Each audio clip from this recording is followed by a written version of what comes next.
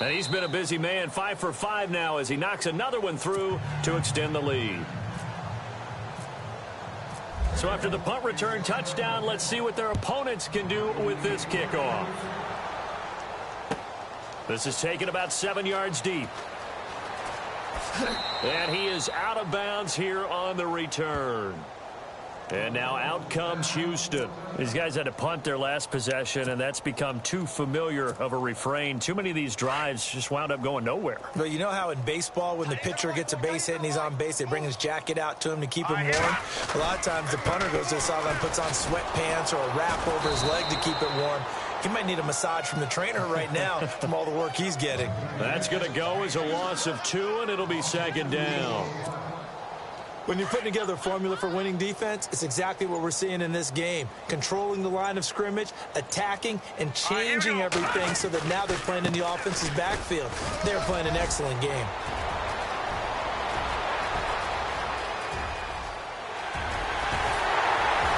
And they will finally catch him, but not before he gets it to the 11. A big play there just before halftime. 66 yards.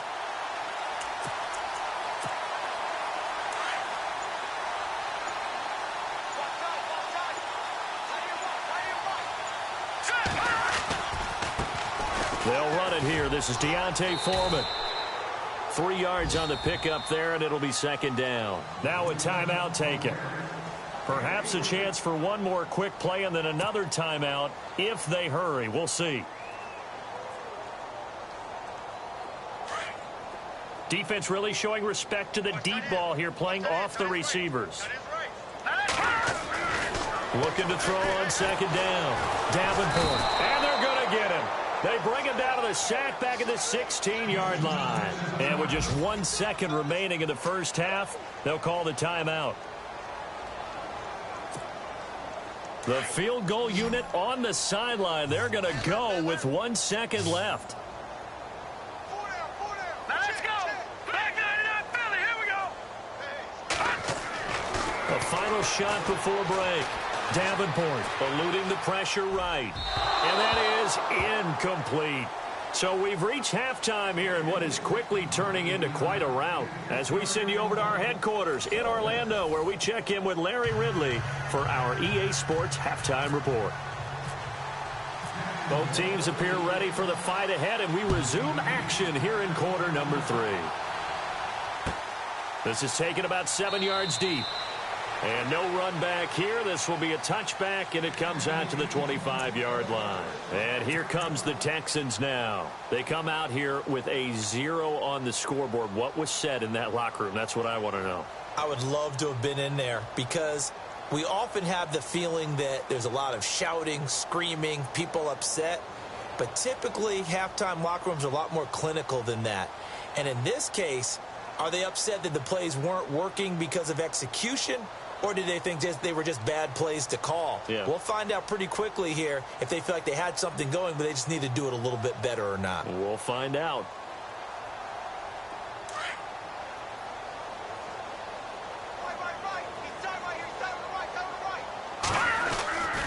Second half begins with a run from Miller. And he's able to get this one up to his 30 before he's out of bounds. Give him 5 on the carry there, and it'll be second down. Partner, I think from our experience together, we have learned that most offensive coordinators are going to tell you, if I'm going to run the football on first down, I've got to get at least 4 yards. They got 5 here. They've got to feel pretty good about that one.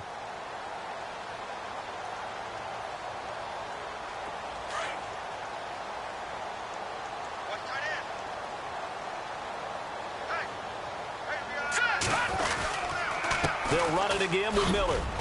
And he'll get this up only to about the 33. Still a couple yards short of the first as the 3-yard gain brings up a third down. Partner, we know today's NFL is really built around the guy throwing the football.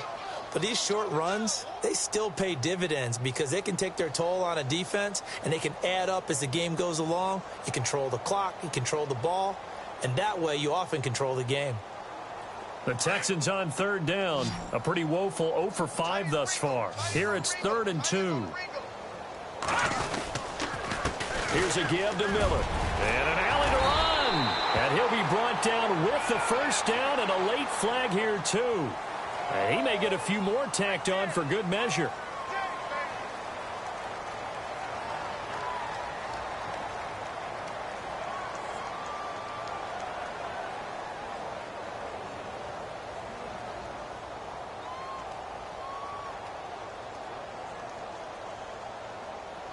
Offense comes to the line now, 1st and 10. Watch tight end. Tight right. All right, here we go. After the penalty, it's Miller. Showed the nice footwork and then hit and dropped shy of the 45. It's a 6-yard gain on the ground, and that'll make it 2nd and 4. Looks like they're establishing a pretty good pattern here because they've been very heavy in the running game on the last 4 plays. Yeah, you took the words right out of my mouth. So far, 4 plays in this drive, all 4 on the ground.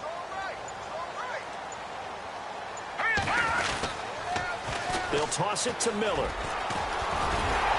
And this time he's able to take it down to the 42. 5 yards is the pickup there as that extends this drive. This drive is pretty clear. Almost feels like old school fundamentals, doesn't it? Want to impose their will on the defense. Was that 5 straight runs? Yeah, 5 straight carries to start this drive. And like you said, the way it's working, they may just stick with it. And he's going to take it down to about the 35 here. A solid run on 1st down. Gain of 7 leaves him with a 2nd and 3. Well, no matter how they phrase it, staying on schedule, staying ahead of the sticks, whatever you want to call it, 7 yards on 1st down, that fits the bill. Miller will get it. He has been busy today. And inside the 20 before he's brought down. 16 yards on that one, and also a Texan 1st down. Something got lost in translation in this game. He's run the ball really well, done all the things that you want in a game plan, but unable to convert it into points, unable to ring the bell consistently enough to make it a winning effort.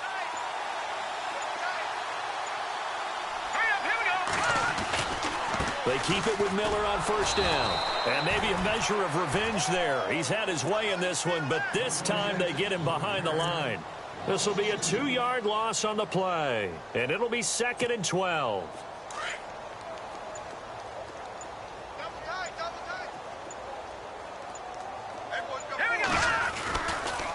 They'll try the right side here with Miller. And for one of the few times here today, this run's not going to go anywhere. Maybe a gain of a yard that time, but yeah, from the spot, actually no gain. So 3rd and long.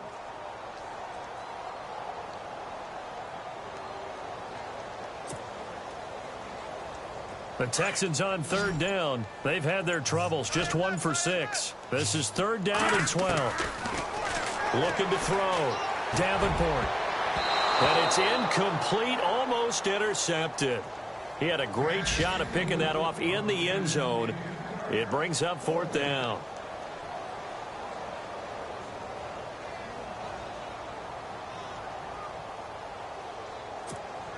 Here's Dustin Colquitt now. He's been terrific so far.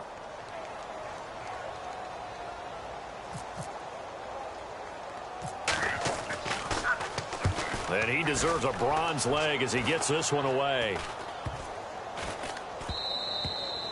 And this is going to hit the goal line and continue on into the end zone for a touchback. Now we take a glance at the offense as they work their way back out for their first possession of the 2nd half. They were able to get the ball back here, didn't surrender any points. Now they'll look to add to that lead. Hey, how about the boost the defense gave them? Going right out on the field, shutting them down, not giving up any points, and turning the ball back over. They want to do their part now and show them a little respect and some gratitude by scoring some points. And to get a little more cushion. The Jags picking up the 1st down there, a gain of 12. We use the word relentless a lot with guys who are aggressive on the field. In this case, it really fits, doesn't it? How about his ability to break tackles and his feet never stop moving? And he'll work this one up to about the 38. It's a 6-yard pickup, and it gets him to 2nd and 4. 3rd quarter and you've got the lead. You're not ready to go into that 4-minute offense to close the game out, but a running game can really benefit your team right now.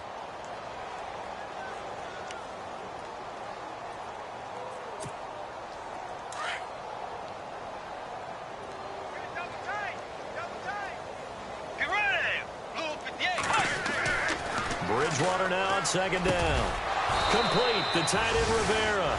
And to the 42-yard line here and brought down there.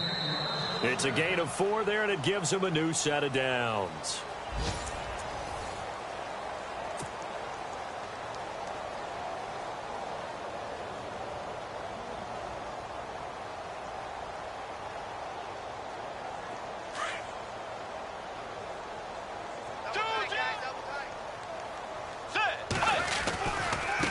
Now a handoff looking right. And some room to maneuver. And he will get this into the end zone for a Jaguar touchdown. A great effort there with touchdown number 7 on the year. And the Jaguars are pouring it on. Now Myers for the extra point. And this one was over a while ago as they just add on to their big lead. Here's Myers now to kick it away. This is taken about 7 yards deep. And he is out of bounds here on the return. And now out comes Houston. And, you know, their previous possession, they were able to move the football, but still wound up punting in the end. You know, in 2016, Carolina had a 20-play drive that lasted over 10 minutes.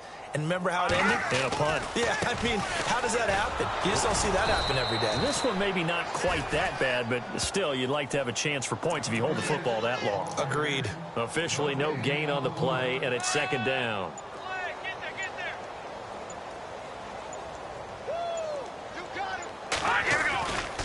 Now a 20th carry of the game for Lamar Miller. And maybe a measure of revenge there. He's had his way in this one, but this time they get him behind the line. Oh, partner, that play brought back memories. Watching them string it out, letting the runner get all the way to the sideline area, but not letting him get out of bounds. They formed that picket fence and didn't allow him through. Not only that, got him for a loss as well here. And one of the reasons they lead in the fourth quarter, plays like that. Yeah, it took a little more time off the clock, making him do it that way, didn't they? So the run moves the chains, and here we go on first down. Possible run anticipation here as the D-line sandwiches together. A first down carry now for Miller. Oh, he's got some breathing room.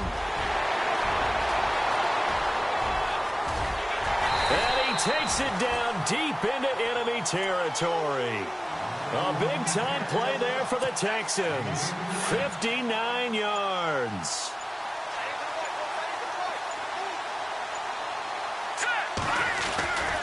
They'll try and run for it with Miller. And he's in for the score. Touchdown, Texans.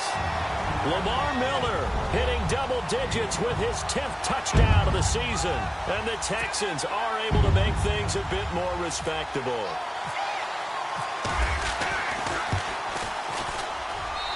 And they make the score a little bit more respectable here in our final quarter of play. Lutz now to kick this one away. This is taken about 7 yards deep. And he'll take this up past the 20 and down at the 22-yard line. And out now comes Jacksonville as they get ready to go. And, Charles, in a very one-sided affair, I think we've reached the point in the broadcast where you and I, we may have some filling to do, right? Yeah, I think you're right about that because we got to try and keep people around. We don't want them to change the channel. Stay with us in this game. Is that Ben Ramsauer? Are you hearing from Ben on the headset here? Tell us stretch this thing out a little bit. Get some talking points. Dig them all out. That's what you get. A big-time producer. Keep them here. And he'll be taken down right around the 27. And now we'll get a timeout. Looks like we've got a Jaguar in some discomfort down there on the field. While the trainers take a look, we'll step aside.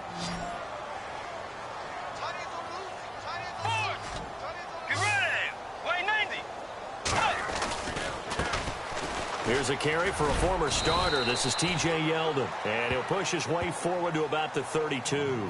After a gain of 5, they'll wind up being about a length of the football short here on third down.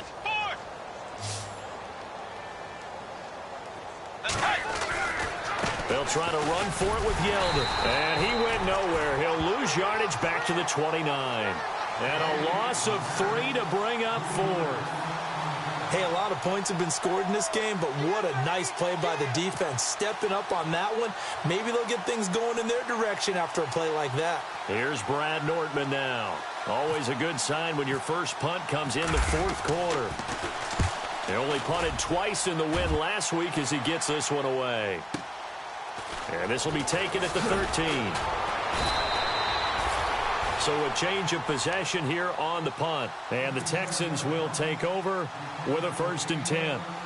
And now out comes Houston. And that last drive, it was all about the ground game, ground and pound.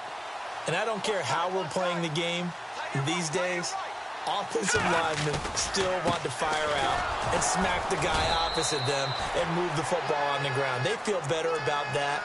That's what they want to do. That's how they want to play, and that's how they got it done. Yeah, they got it for a touchdown last drive. Let's see what happens here.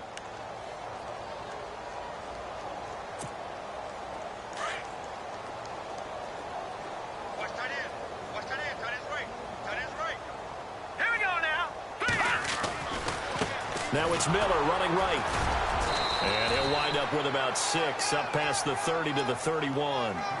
On a 2nd and long, it's really nice to see an offense that has enough confidence to run the football in that situation. I think that goes back to their practice and game planning. They've seen things that they've seen on tape and in previous games that led them to believe that even in a long-distance situation, they can still run the football and gain enough yardage to put themselves in a good spot on 3rd down.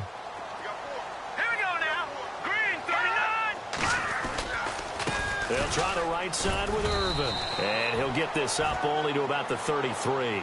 2 yards on the pickup there. It's 4th down. Well, this was just simply excellent defense. On this 3rd down, they had to be alert for the possibility of a pass, but that didn't stop them at all from understanding what was going on when they decided to run the football, and they just swarmed and stuffed them for almost no gain. And they're indeed going to go for it here on 4th down. So trailing here in the last quarter, let's see how this plays out. They'll run. It's Miller. And he's going to have the 1st down at about the 38.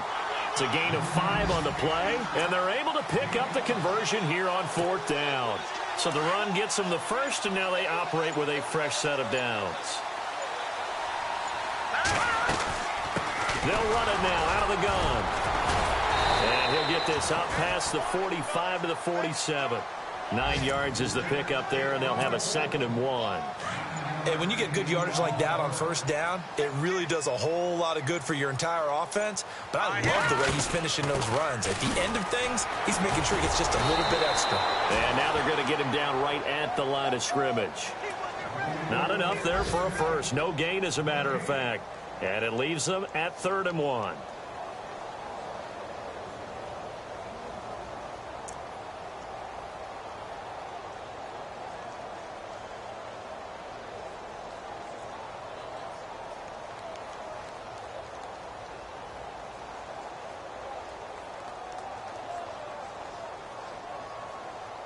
And barring something unforeseen, this will be the last play of the game. A big offensive explosion helped leading them to victory. And the defensive guys, they're just saying, hey, put those points up every week. We'll just keep winning. They will gratefully accept them, won't they? It makes their job that much easier when they're scoring that many points. Allows them to play with a totally different style and a different flow.